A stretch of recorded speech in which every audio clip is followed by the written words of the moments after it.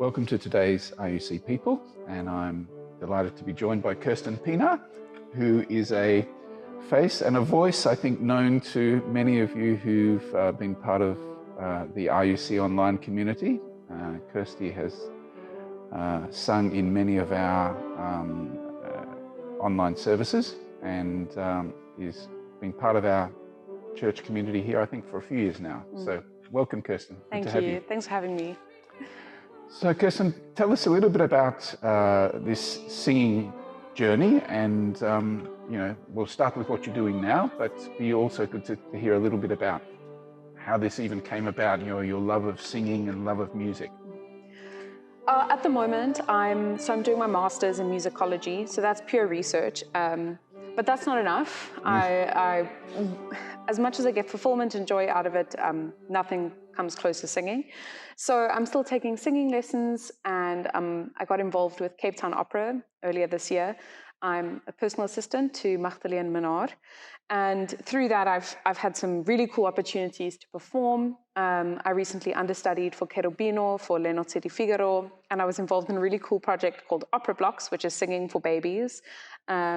Singing for babies? Yes, singing for babies. They love it. It's an interactive, very stimulating experience for 0 to 18 months, and then 18 months to, I think, 3 years old, 2 different programs. I felt like a Disney princess. It was so much fun. But I don't know, it's one of those things. I can't remember a time when I wasn't singing. It was, I think it probably drove my parents mad. I have no idea. There are videos of me singing into a hose pipe as if it was a microphone. I was a big Atomic Kittens fan. So I don't know how that evolved into Mozart and Schubert. But yeah, so I've always loved singing. I think Disney movies played an important role in that. All these princesses singing and dancing. Wonderful. So just back to the current studies. So you're doing a master's in musicology. Yes. At which institution? I'm studying at Stellenbosch under Professor Winfried Ludemann. I'm researching the operas of South African composer Rudolf Temming. Ah, yeah. Okay. And how long is the master's? 2 years. I'm in my second year now. Right, and full time? Yes. Okay. Yes. Right. And so that follows on completing your undergrad, and tell us about that.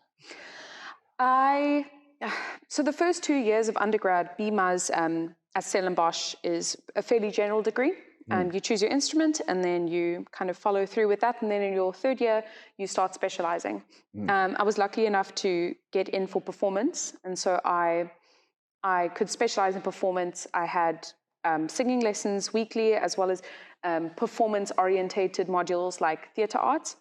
I had a bit of a hiccup. I had to take an extra year. A 4-year degree in 5 years. Not too bad. No, I got an extra year of singing lessons, so I try to look on the bright side of that. Excellent. So 5 years undergrad and now 2 years postgrad. So Yes. You've been a student for quite a long time now. Yeah, a primary school career worth of studies, yes. Excellent. And so studying musicology and also doing some singing in various ways for babies and for adults. And for adults, yes, yeah. Lovely. Okay. And Kirsty, the whole performance thing, I mean, has it been exciting for you? Do you find performing stressful? Do you find it, maybe it's all of the above, stressful and Yes. exciting? Do you love being on stage? Are you, do you find that daunting, or is it, it brings you alive? Before any performance, even in church, I'm a bit nervous. Singing is a very vulnerable experience. I mean, I think you'll know as well as a musician, and singing is a very organic instrument. A lot of us struggle with kind of separating our personal worth from our vocal worth.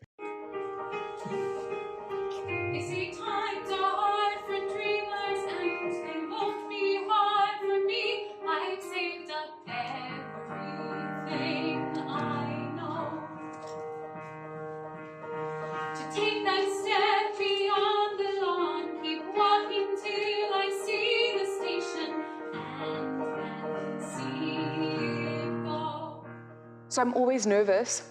But one of my lecturers once said, reinterpret what you're experiencing as excitement.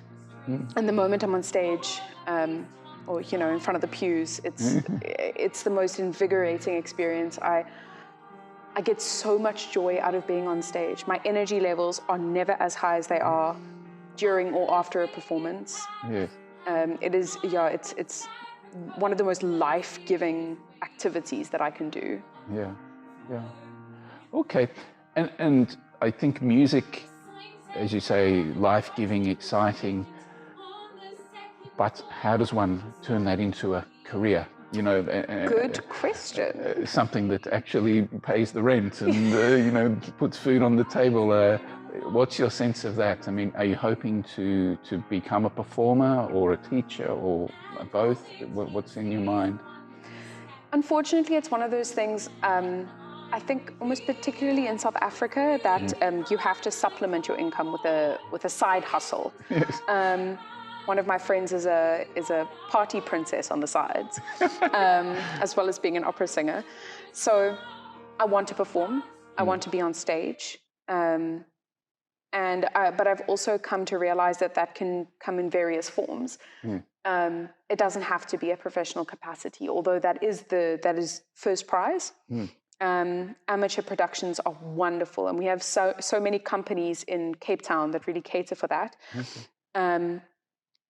I'd love to perform. Teaching is also, I enjoy it. It doesn't give me as much as performing does, but it's something that I love doing, and I love engaging with students. You've done some teaching already. Yes, yeah. I've been a private teacher for a while. I've taken some time off to just focus on my thesis. Yeah. Musicology is also something I'd love to look at as a potential career. Right. And I know it is possible. It's difficult, but it's possible to do singing and research simultaneously. Yes. That is absolutely the number one. If I can do both, there's also a very interesting burgeoning field of performance-informed research or performance-based research that I think it holds a lot of potential, and that's something I'd love to explore, particularly because I love both so much that I think I feel like I'm in an optimal position to actually do that. Yes, yeah. You spoke before about the importance of separating your worth as a person to your worth as a performer, and I know my own experience. You play well or sing well, you feel great. If you don't play well or sing so well, it can actually be pretty horrible. And as you say, you're quite vulnerable. Has that been a struggle for you? Just coping with the ups and downs. And I know many musicians, often what makes them wonderful musicians is the depth of emotion and pathos they're able to put into their performance. But that often comes from a vulnerable place, and that they are very emotional people, which can have its, ups and downs. Has that been part of your journey? Oh yeah, definitely. It's for many years now, I've grappled with the concept of my worth as an individual doesn't depend on the audience's reception of my performance. And I think that's going to take me many years to overcome. The true value, I think what makes a really good singer is the ability to just enjoy what they're doing. And it becomes tricky to do that when one is constantly worrying about other people's evaluation. I think I have experienced a great depth of emotion, as you say, and I tend to be quite a passionate person. And for a long time, I saw it as a crippling thing. And then in recent years, through guidance from teachers, I realized that it's something that I can draw on. It's this well of, it's a resource that I can utilize specifically in acting and in the drama aspect of it, but also in bringing to life shorter pieces, recital pieces. I think it's why, as you said, a lot of musicians actually struggle with mental health because it's a sort of chicken egg type of situation. You are expressing your emotions so readily that they're always right at the surface, but at the same time, maybe those emotions are what fuel such a great performance. Yeah. Okay.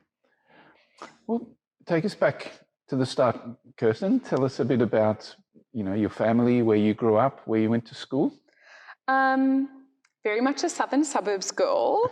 I was born and raised in Cape Town in Pinelands, in a typical nuclear family, younger sister, mom and dad, dog, and I went to the Green School, Pinehurst Primary School, and then I went to high school. I went to Rustenburg Girls High School. I don't know why I had to think about that, and yeah, I mean, my whole life has been pretty much in this area.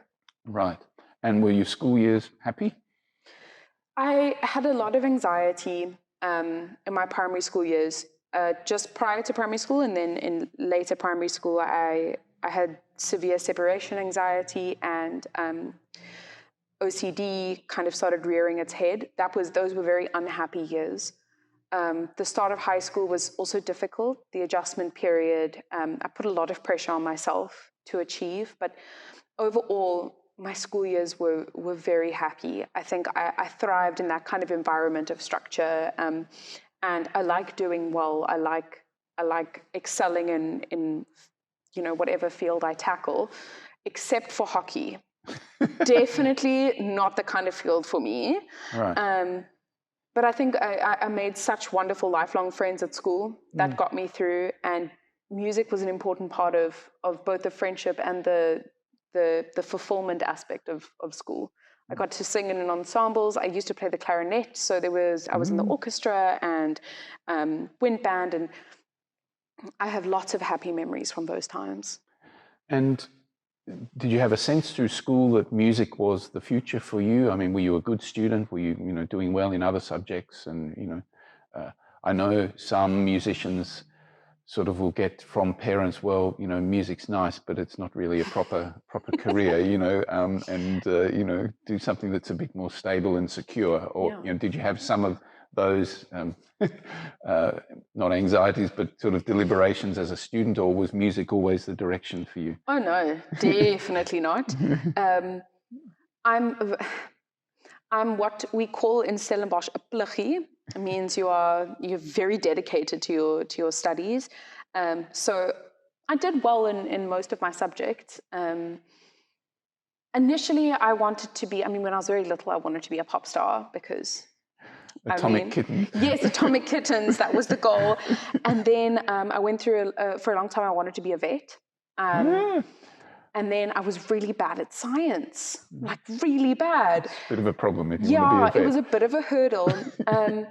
Music was always kind of there, but it felt almost more like something I just did because I liked it. I didn't even want to do music as a subject, and last minute I changed my mind going into grade 10.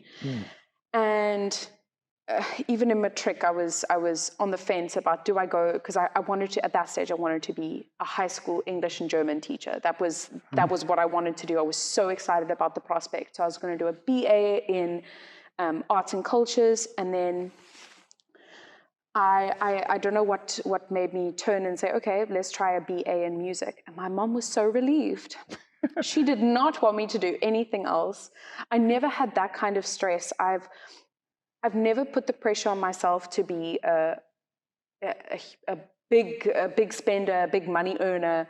I've always kind of had this faith that somehow I'll get through, even if it's just scraping by. I'm okay with that. I'm not a materialistic person. I'm very happy to just be happy. Yes. And music makes you happy. Yes, and it's not like I hate any aspect of what the music field has to offer. I like teaching, I like research, I like performing. Yes. So it's not like any of those are going to be a sacrifice. There's no plan B. There's just this would be nicer. Yes. Yeah. Okay. So you ended up deciding to study music at Stellenbosch. Did you apply for other institutions? Why Stellenbosch? My family has a very long history with Stellenbosch. Right. All four of my grandparents, both my parents studied there. My family history is very rooted there. Yeah. I also had zero interest in opera, absolutely none. And in my mind, UCT offered two streams. It was opera and jazz. I'm not a jazz singer, and opera sounded awful. So I thought, okay, well, Stellenbosch I think they focus more on the art song and oratorio, so it's a lot broader. I was wrong. They definitely included and encouraged opera, but those were the kind of the two biggest pools. And I like the idea of res life. Okay. Yeah. So you went to Stellenbosch, stayed in res. Yes. And how was the whole experience, both the studies and the res living, and the whole Stellenbosch university culture, and I guess living in the university town that is Stellenbosch? I adjusted more quickly than I thought I would. In the beginning, I remember my cousin and I happened to be in the same res, and I went into the bathroom and I had a little bit of a cry because I was missing home, and I came out, and of the 150 girls in res, it was my cousin who was in the bathroom and saw that I'd been crying, and she said, well, this is your home now. It was tough to hear, but it really did become a home, and I was in a very welcoming, warm residence, and I made such wonderful friends. I mean, I consider most of them family. My studies were very enjoyable. We had the occasional drama, which happens in a class of, we were 40 in the beginning, very small class, and with autistic personalities. I think Stellenbosch was actually a wake-up call for me in terms of actually just the issues that we're facing in the country. And I didn't realize that it would be Stellenbosch that exposed me to it. I thought that I was aware of everything. I thought, gosh, I am so woke. I know everything. And I got there and I realized, that there are struggles that are so much worse than I thought they were. And my opinions had been so sheltered and coming from such a privileged background. And something as simple as just looking around our dining room at res and seeing, okay, well, the majority of people in here are white. Most of them are speaking Afrikaans. The Afrikaans ones are sitting together. The English ones are sitting together. The people of color are sitting together, and they're not sitting at the same table. The music department is quite progressive, actually. Where our modules are offered in English, and if you want translations, they can be arranged. And we often call it a little island because it's very separate from the rest of campus. But my residents and the music department made a really conscientious effort to discuss, the relevant matters. It was actually, Stellenbosch is kind of, what would you call it, a microcosm in a sense of what was. There's a lot of change that's happening, and seeing the progression, but also understanding that individual experiences weren't necessarily changing at the pace as institutional kind of legislation. Obviously, Stellenbosch, has a long history as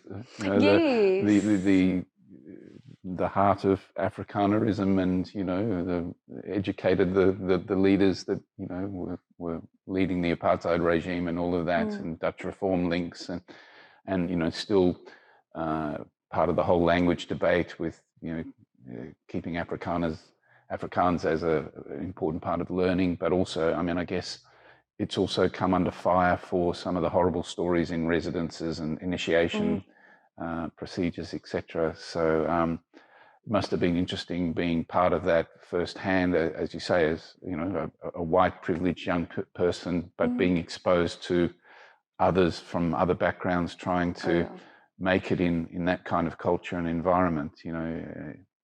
You found that challenging and eye-opening by the sounds of it. Yeah. I think what almost shocked me more is a lot of my friends were not complacent about it, but just accepted the way that they were treated by other people. Yeah. A friend of mine, she's a POC, and she told me, she was like, yeah, no, people often call me this name when they approach me on the streets, or they'll often say something like this. And I said, well, that's not, and she said, no, I know, but it's just kind of how it is. And for her, it was worse in Stellenbosch. And yeah, like you said, I mean, so many aspects of the residence culture, it's very problematic. It's toxic.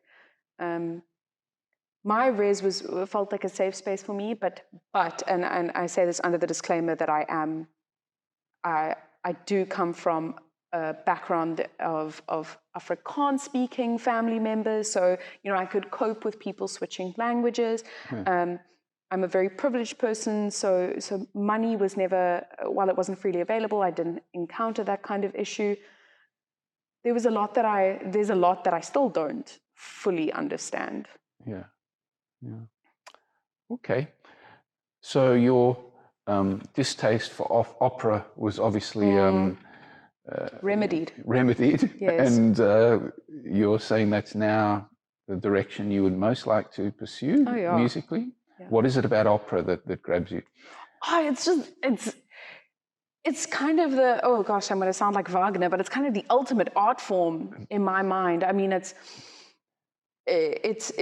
music, acting, scenery, costumes, art, all in one. I mean, if some opera has choreography, I love dancing. Yeah. I have an absolute passion for dancing. And I discovered a love for acting while at university. I have no formal training, but I just enjoy it. It's being a Disney princess. You get to pretend. You're making things up as you go. And it's just, it's so expressive in so many different ways. And I think it draws together so many strands of creativity. Being involved in different productions over the years, I've seen how the collaboration between the various artists, the conductor and the orchestra, the chorus master, the chorus, the singers, the director, the set designer, the costumes, it all has to come into play to create this unified work. And every single person is an important part of that cog. So even as a chorus member, you are so crucial. And I love being part of a chorus. Oh, it's fun.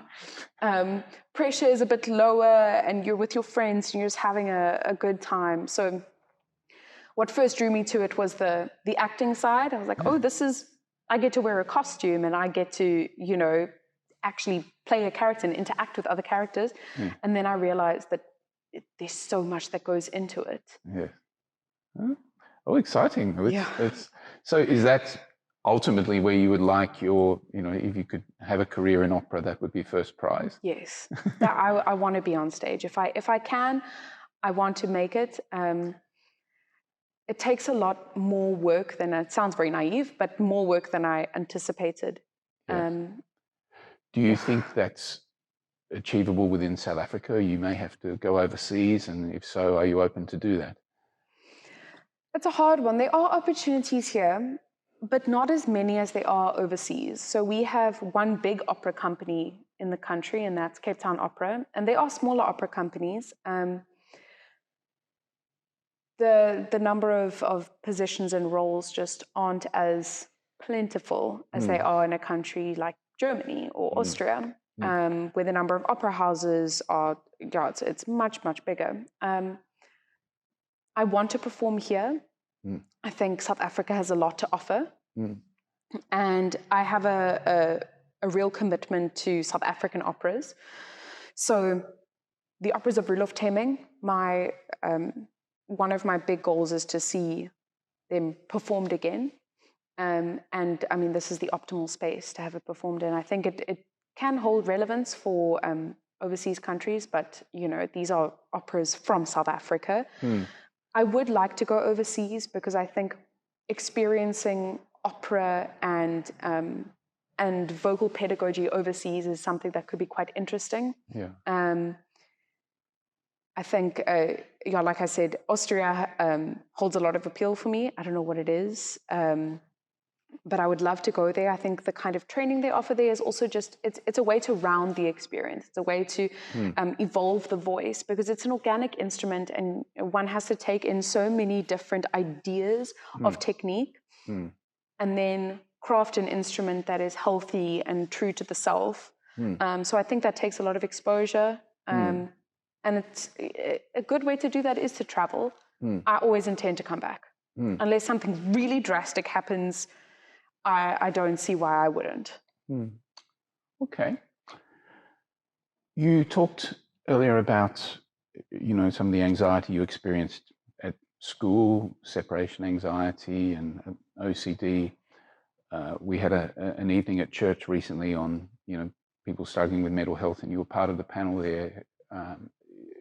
I gather that's been something you've struggled with all through your life. Would you like to just tell us a little bit about that? Yeah.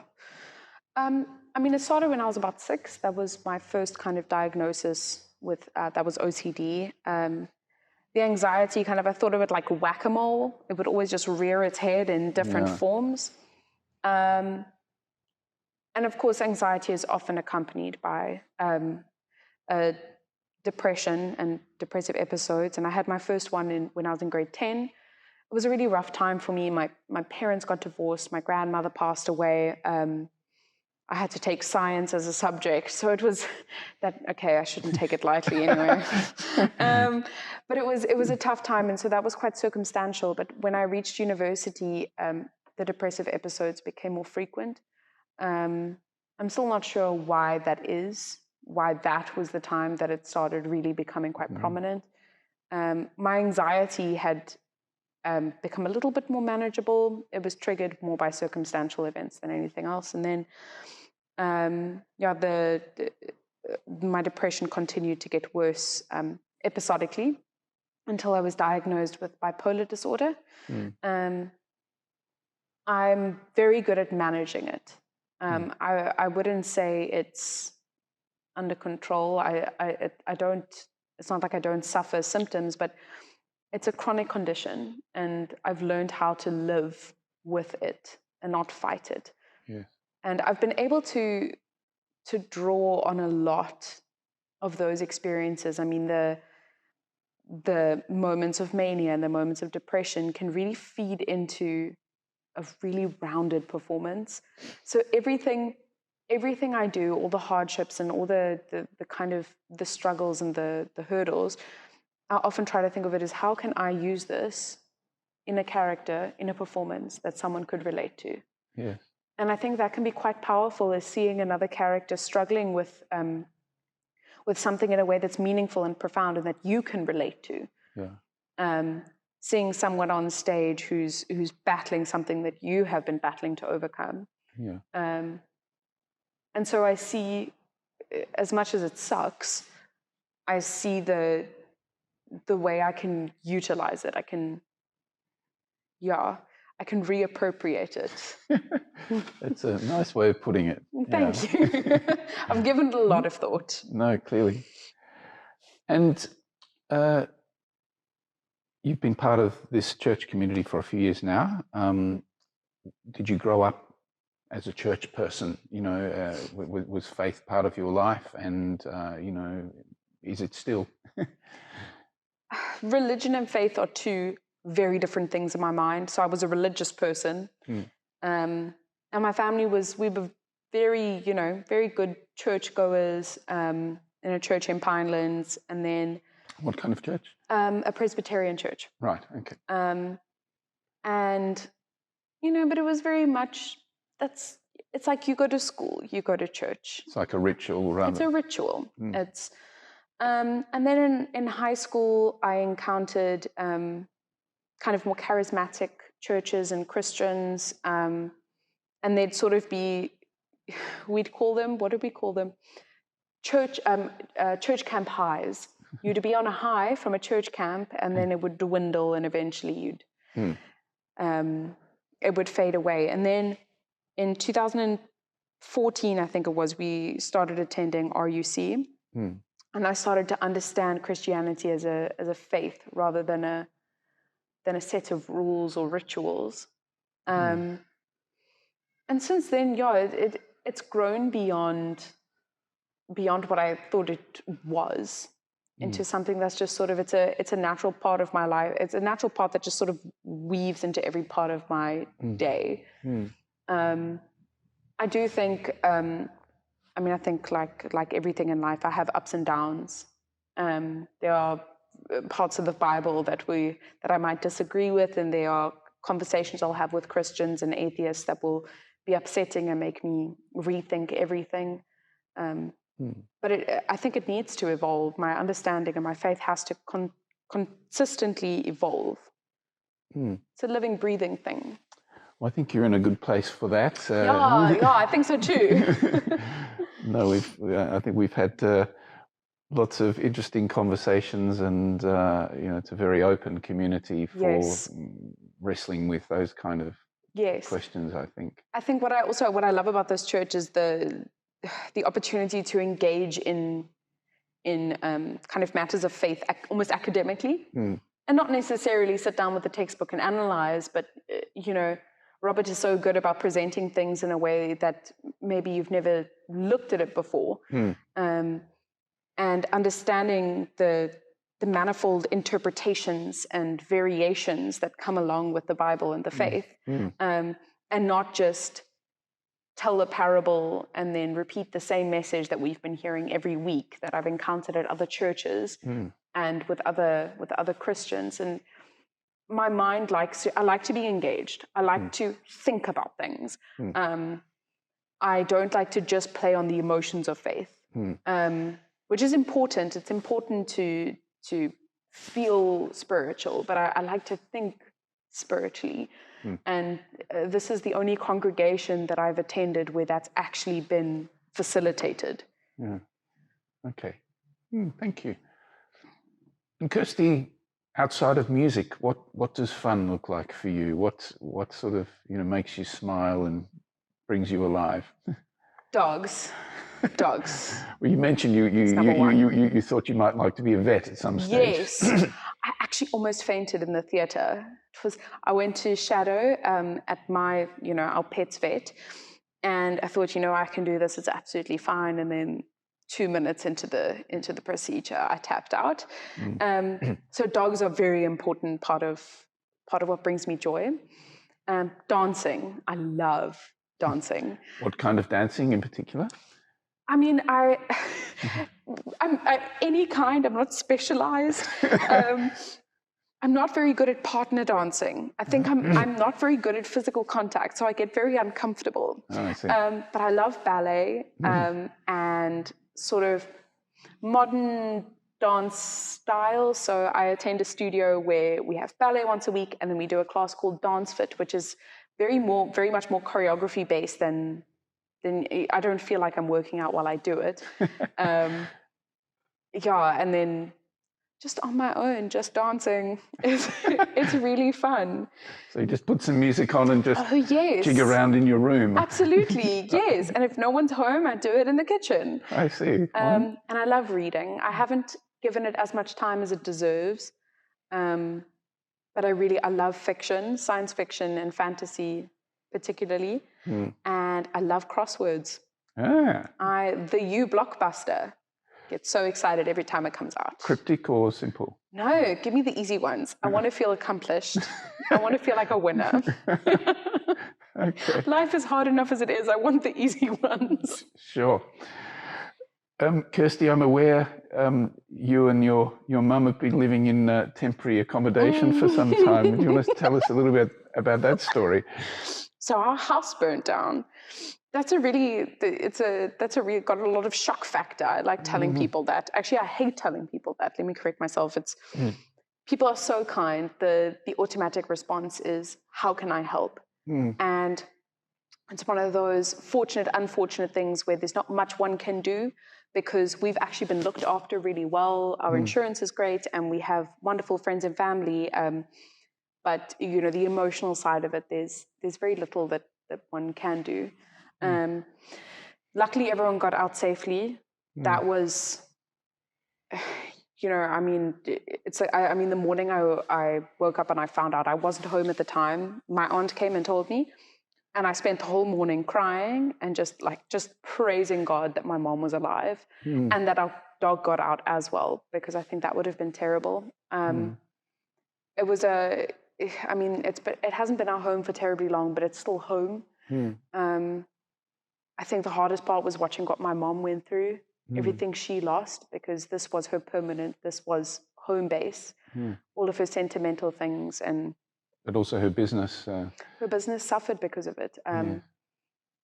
my mom is very dedicated to her work, very dedicated to her clients, and I think the hopelessness that I imagine she felt would have been overwhelming. That there wasn't anything more to be done now that the office had been burnt down. So we've been renting from one of her friends. We've become very close physically. We live in it's very small. It has encouraged me to exercise more because it means that I get out of the house and have some of my own space. And I think my sister lives with us, and when she's not on campus, and I think all three of us suffered emotionally afterwards. You know, you think of worst case scenarios. What if this had happened? And then mourning what was lost, and then realizing the difficulty of the fallout, and then the overwhelming privilege of insurance and friends with resources and family with resources. You have a safety net that lots of South Africans don't have. Not at all. Not at all. I mean, the fire was stopped before it reached the bedrooms. Everyone got out safely and were able to replace. And I had a conversation with someone who said, yeah, I heard of one of my friends who lives in a township, their house burned down and everything they got came from the church, which is a beautiful story. I mean, that's wonderful, but it's one of those things where it almost feels wrong to be sad because It wasn't as bad as it could have been. Yes. I mean, that's a very negative thought pattern, right? I mean, and I acknowledge that, but I also, I think there is some worth to it, to realize that we're very, very fortunate. Yeah. Okay. Well, thank you, Kirsty. It's been fascinating to get to know you a little bit better, and thank you for sharing so openly. And we hope we'll continue to hear your beautiful voice from time to time in this place, and see you as part of our community here. So thank you so much. Well, thank you. Yeah, I've had a great time. Cool.